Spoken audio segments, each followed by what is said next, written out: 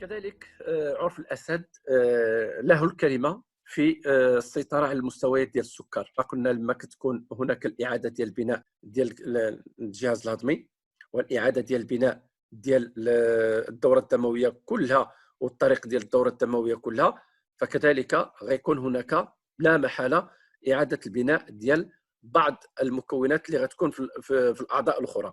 اليوم اللي كيهمنا هو البنكرياس، وتبين بأنه كذلك عرف الأسد له ما له من كلمة في السيطرة والإعادة ديال البناء ديال البنكرياس، وبالتالي الخروج ديال الانسولين بواحد الكمية اللي معقولة وفي الوقت اللي خصها تخرج فيه، وبالتالي كيكون هناك ضبط ديال المستويات ديال السكري في الجسم ديال الانسان. وفي احدى الدراسات ولات المستويات ديال السكر في الدم عند الفئران اللي كانت مصابه بداء السكري اقل بعد ان تلقات الخلاصه ديال عرف الاسد، وهذا الشيء كامل كان النتيجه ديالو مباشره بعد 4 ديال الاسابيع ديال الاستعمال والاكل اليومي ديال هذا عرف الاسد. وواحد من المضاعفات ديال المرض السكري هو الاتلاف ديال الاعصاب اللي كتكون ناتجه على التواجد ديال نسبه عاليه ديال السكر في الدم. كاع الناس اللي كيكون عندهم السكري اوتوماتيكمون هما اللي كيتصابوا مساكن بداء الرعاش. كاع الناس اللي عندهم السكري هما اللي كيتصابوا بداء الالزهايمر والباركنسون، واحد المجموعه ديال دوك الامراض اللي عندها علاقه بالدماغ، لان فعلا السكري هو اللي كان السبب في تدمير ما يسمى بالخلايا العصبيه. ولما عطى لهم هذا عرف الاسد تم الاعاده ديال البناء ديال ما يسمى بالبنكرياس، وان فوا البنكرياس رجع للعمل ديالها والخلايا العصبيه رجعت، البنكرياس ولا رجعت للعمل ديالها الطبيعي، النسبه ديال السكري قل، ولا سميتو الخلايا الدماغيه ما بقاش ذاك المفعول كوروزيف ديستركتور ديال السكر كيقيس سميتو الخلايا العصبيه، وزاد جدد البناء ديالها. وكانت النتيجه الحمد لله هو ان ليس فقط هذا الجهاز ديال السكري او لا البنكرياس اللي تقاد البناء ديالو، بل كذلك حتى الخلايا العصبيه تم الاعاده ديال البناء ديالها ورجعت الصحه ديالها بعد 6 ديال الاسابيع ديال التناول ديال العرف الاسد. وهذه النتائج كلها بالنسبه لنا ايجابيه فيما يخص لا انخفاض المستوى ديال السكر في الدم، ولا كذلك النقص ولا الازاله ديال الالام اللي كانت كتجي من جراء دوك اللكمات ديال الجهاز العصبي. فبعض المرات كيبقى الانسان بحال كيحس بحال راسو كيضربوا الضوء، او لا كيحس براسو بحال ان يديه بداو كيترعشوا، او لا الاطراف ديالو بداو ما كيقدرش يتحكم فيهم.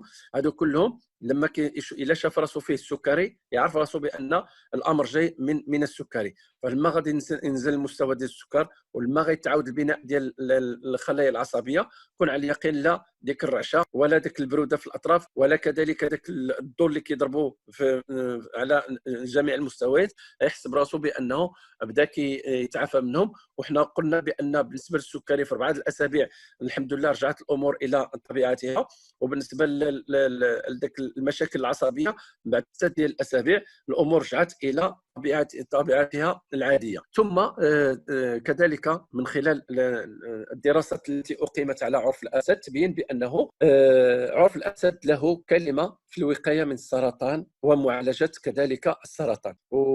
ولعبات المستخلصات ديال مضادات الاكسده اللي كاينه في عرف الاسد دور كبير ومهم في الوقايه من السرطان او المعالجه ديال الانسان، ولا كذلك حتى ديال الفئران ديال المختبر من هذه الاصابه بالسرطان. اكدت النتائج ديال الدراسه في المختبر اللي شارت الى ان المستخلصات ديال عرف الاسد كان لها الامكانيه الكبيره والعلاجيه ضد سرطان الدم البشري. واظهرت كذلك دراسه اخرى بان استخدام المستخلصات ديال فطر عرف الاسد ممكن انها تساهم في المحاربه ديال الخلايا السرطانيه في الكبد والخلايا السرطانيه في القولون، الخلايا كذلك السرطانيه اللي كاينه في المعده.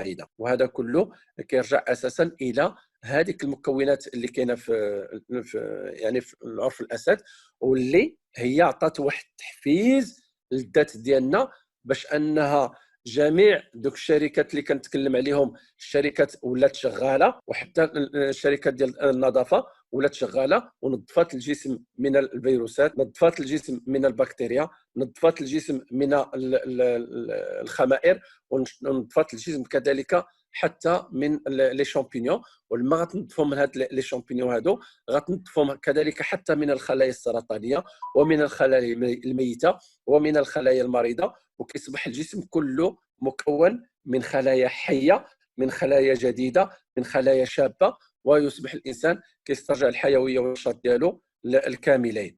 لكن هناك التساؤل اللي غيقدر يطرح نفسه، واش ما كاينش هناك اثار جانبيه لعرف الاسد على الجسم ديال الانسان؟ فدائما هذه خصنا ناخذها كقاعده، الانسان قبل ما ياكل اي حاجه في هذه المكونات اللي كنتكلموا عليهم دائما يبدا بالتجربه. والتجربه دائما كنبدا بان كومبريمي ولا بان جيلول. هذا الاول حتى كنشوفوا بان الحمد لله ما كاينش فيه حتى شي حاجه، كندوز للجوج، كندوز للثلاثه وانا كغادي. وكما كيقولوا عينك ميزان. دائما كنقيس النهار الاول كندير وحده في الصباح، والنهار الثاني كندير وحده في الصباح وحده في الليل، ثم كندير وحده في الصباح وحده في الجوج، وحده في الظهر وحده في الليل، ثم كندير جوج جوج جوج حتى كنشوف اشنو هي الكميه اللي نقدر نوصل لها.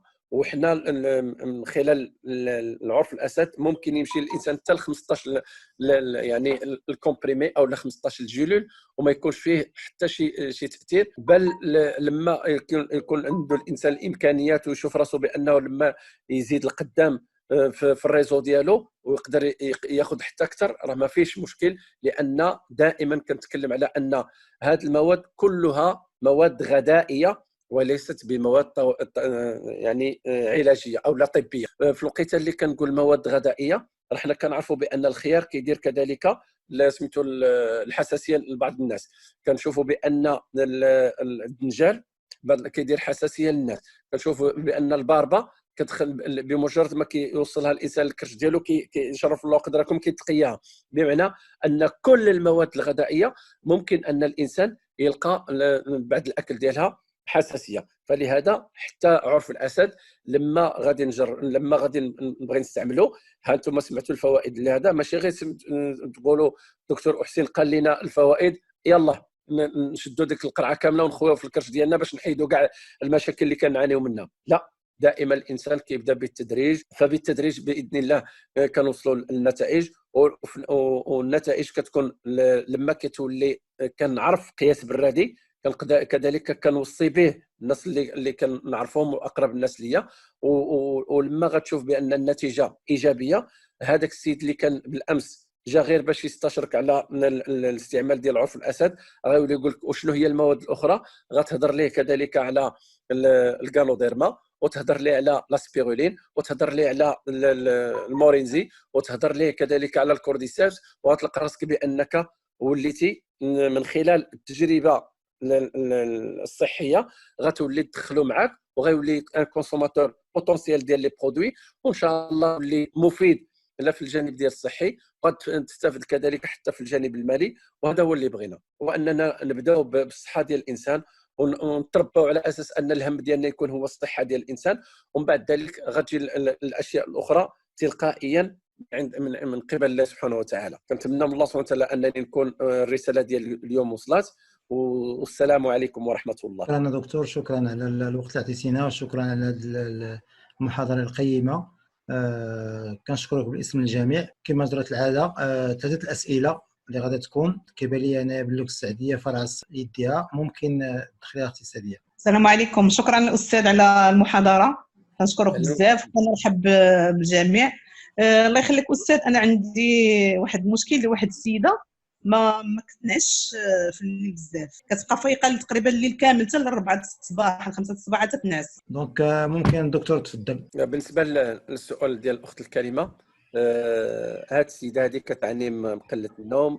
صافي دير بان هاد السيده هذه اللي ترو شارجي، ان هذوك لي زورمون ديال الليل ما بقاوش عندها خدامين، ولما كيكون لي زورمون ديال الليل ما خدامينش، دونك صافي دير بان كاين لي زورمون ديال النهار هما اللي خدامين، منهم الكورتيزول، منهم الانسولين، منهم بزاف ديال الحوايج. هاد الامور هادو كتطلب منا انه اول حاجه نقوم بها، وهو الوصيه ديال الكتاب ديال الحق سبحانه وتعالى الذي يقول فيه وان تصوموا خير لكم ان كنتم تعلمون. هاد السيده اول حاجه غادي تقوم بها وهو انها تصوم مده ديال 10 ايام على الاقل، والصوم ديالها غيكون فيه 24 ساعه. بما انها غتفطر والفطور ديالها غادي يكون هو السحور ديالها. ثم بعد ذلك غتبقى تنعس في الفراش ديالها، وفي قبل ما تنعس غتاخذ واحد العصير مكون بسميتو من لو جو ديال الكرافت ولو جو ديال لي بوم ديال التفاح.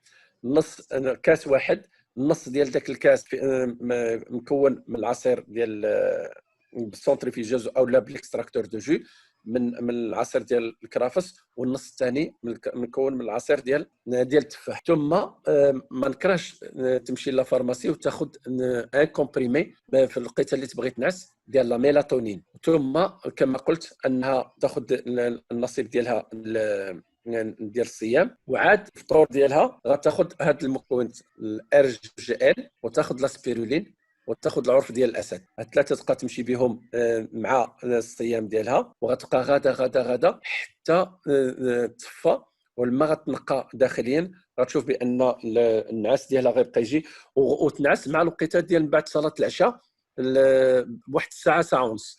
واخا ما يديهاش النعاس غير تجبد، هذيك التجبيده راه كيكون هناك راحه، والجسم محتاج لجوج ديال الانواع ديال الراحه الغذائيه وهو الصيام، ثم الراحه الفيزيائيه وهي النوم، او لا الانسان يتلقى على الجانب الايمن ديالو. وبهذه الطريقه هذه بحال غادي نبقاو ندربوا الجسم على اساس يرجع للحياه الطبيعيه ديالو. وما كنكرهش ان هذه السيده هذه بمجرد ما توصل ما توصل المغرب، عوض ما البيت اللي غتنعس فيه، عوض ما تشعل فيه الضوء تشعل فيه الشمع، تشعل شمعه وتبقى تقرا القران. فحتى هذوك يساهموا في انزال المستوى ديال الكورتيزول والرفع من المستوى ديال لا ميلاتونين. وكذلك في الوقيته اللي غتسالي القراءه ديالها دير ان مساج الكلي للذات ديالها باش كتخرج لوسيتوسين، وكل ما خرجت لوسيتوسين فهي كتوبليجي ان الكورتيزول يمشي في حاله. وإلا مشى الكورتيزول بالعصير ديال الكرافس، ومشى الكورتيزول بهاد ديك الشمعه اللي طلقات، ومشى الكورتيزول بلو مساج، ممكن باذن الله يجي النوم بسرعه. شكرا دكتور الإجابة. باقي السؤال واحد يطرحه عماد، هو قال لك واش كاين شي حل للمراره وعنده مشكله المراره، عنده مشكله الفاريز، يعني واش كاين شي كومبليمون اللي ممكن نعطيهم فيهم؟ اولا فاش كنقولوا اون ديتوكسيناسيون و ان ديتوكسيكاسيون اوتوماتيكمون كنفكروا في سميتو في هاد المستويين الاولين. كان عندنا عرف الاسد وكاين عندنا الكالوديرما، هادو كيلعبوا دور ديال انهم كينقيو الذات وكيعاونوا الذات على اساس تخلص من دوك الشوائب اللي كتخلق مشاكل. ثم كذلك الصيام، فالصيام حتى هو كيعاون الكبد على انها تتخلص من هذوك المشاكل اللي كاينه فيها. ثم ياخذ الباربه وياخذ يطرو يوميا ديال العصير ديال التفاح، فهو يكثر من ما يسبب لاسيد ماليك، والاسيد ماليك كيخفف على الكبد العبء وكتيخوي من هذوك لي ديشي اللي كاين فيها، ومع الوقت كتولي كترتاح الكبد، كترتاح حتى كتخوي. اضافه الى لو شاردون ماري او لا ما عرفتش شنو كيسميوه بالعربيه، شوك احمر، او لا داك القوق البري، هادو كلهم عندهم نفس السيده ولا السيد اللي ما كانش عنده لا طونسيون طالعه ياخذ هذا لو شاردون ماري، حتى هو كيخفف العبء على الكبد وكيخليها تخلص من دوك النفايات، وبالتالي حتى المراره كيبقى تخوى بشويه حتى كتخوى ديفينيتيفمون. ولا مشى كما قلت بعرف الاسد ثم الكالوديرما والصيام وشرب ديال العصير ديال الباربه مع العصير فيه كذلك هذاك الفجل ولو شاردون ماري، هاد غتلقى بان الكبد بدا كيتخفف واحد الشكل كبير جدا. اضافه الى العصير غير ديال الماء ديال التفاح، عصير ديال الماء ديال التفاح فهو مفيد جدا لهذا النوع ديال الامراض اللي كتصيب الكبد وكذلك المراره. سلام الله عليكم.